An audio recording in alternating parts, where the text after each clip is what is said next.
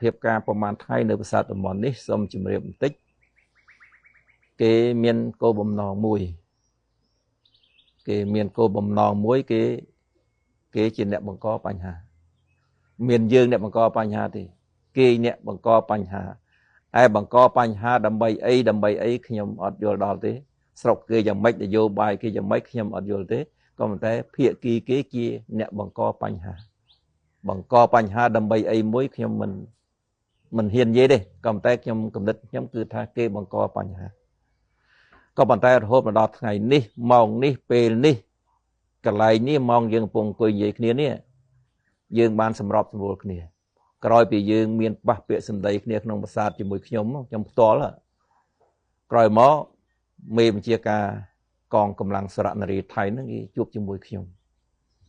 បាទគេជួបជាមួយខ្ញុំពាក្យតែមួយម៉ាត់ខ្លីទេគេថាសុំរក្សាឲ្យដូចមុនមួយបានន័យថាយើងនឹងគេកុំឲ្យមានចំនួនគ្នាប្រដាប់អាវុធហើយភាគីណានៅតាណានៅតានឹងតាមនយោបាយមិនខុសអីពីយើងទេបាទខុសពីយើងទេឯខាងយើងនៅតែប្រកាន់គោលជំហរអញ្ចឹងថាយើងជាកងទ័ពមិនមែនអ្នកវាស់វែងព្រំដែនទេបាទយើងកងទ័ពយើងរក្សាភាពកណ្ដាលនៅកន្លែងណានៅកន្លែងហ្នឹងតួនាទីភារកិច្ចគឺរបស់គណៈកម្មការព្រំដែនគណៈកម្មការបច្ចេកទេសព្រំដែនជាអ្នកវាស់វែងអញ្ចឹងយើងយល់បានកម្រិតហ្នឹងហើយយើងធ្វើកម្រិតហ្នឹងហើយឥឡូវនេះគេក៏យល់ព្រមដូចយើងអញ្ចឹងដែរបាទគេមិនអោយនិយាយថាស្អីទេនឹងសម្រាប់កងទ័ពឯចំពោះសារព័ត៌មានហ្នឹងជារឿងរបស់សារព័ត៌មានទេ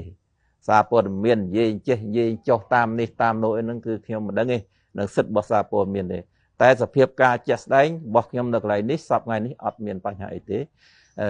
កងទ័ពថៃនឹងយើងគឺបានចាប់ដៃគ្នាបានជួបគ្នាបាននិយាយគ្នាល្អជាមួយគ្នាហើយគេសុំឲ្យរក្សាសភាពដើមយើងក៏សុំឲ្យរក្សាសភាពដើមដែរនៅលើប្រាសាទគេចេញចូលបានយើងក៏ចេញចូលបានគេសែនព្រេនបានយើងក៏សែនព្រេនបានក៏ប៉ុន្តែឥឡូវគឺថាទាំងសងខាងថាបើមិនសប្បាយចិត្តទាំងសងខាងទេការច្រៀងចម្រៀងជាតិអីក៏ផ្អាកទាំងអស់គ្នាទៅគេក៏ផ្អាកយើងក៏ផ្អាកអញ្ចឹងបានន័យថាចប់ហើយអត់មានអីទេនៅបញ្ហាចេញចូលធម្មតាឥឡូវប្រជាពលរដ្ឋក្រោយពីមានសភាពការណ៍មកប្រជាពលរដ្ឋយើងច្រើនលឹះលប់គេមកតិចជាងយើងទេបើគិតជាភាគរយគេបានប្រហែលជា50យើង100នេះហើយក៏សូមបញ្ជាក់ដែរថាសភាពការនៅសត្វតំបន់សប្តាហ៍ថ្ងៃនេះអត់មានបញ្ហាអីទេគឺសូមឲ្យបងប្អូនប្រជាពលរដ្ឋយើងកុំជឿតាមការញុះញង់កុំជឿតាមពាក្យសម្ដីអ្នកខ្លះខ្ញុំចង់និយាយថាអ្នកខ្លះខ្ញុំថាណាទេគឺអ្នកខ្លះហ្នឹងគេចង់ឲ្យតែយើងប៉ះគ្នាទេក៏ប៉ុន្តែខ្ញុំកងកម្លាំងដែលនៅកន្លែងនេះគឺអត់មានបញ្ហាអីទេมันបានមានអីប៉ះទង្គិចគ្នាទេគឺបានជួបគ្នាបន្តដែលរបាតជួបគ្នាក៏និយាយគ្នា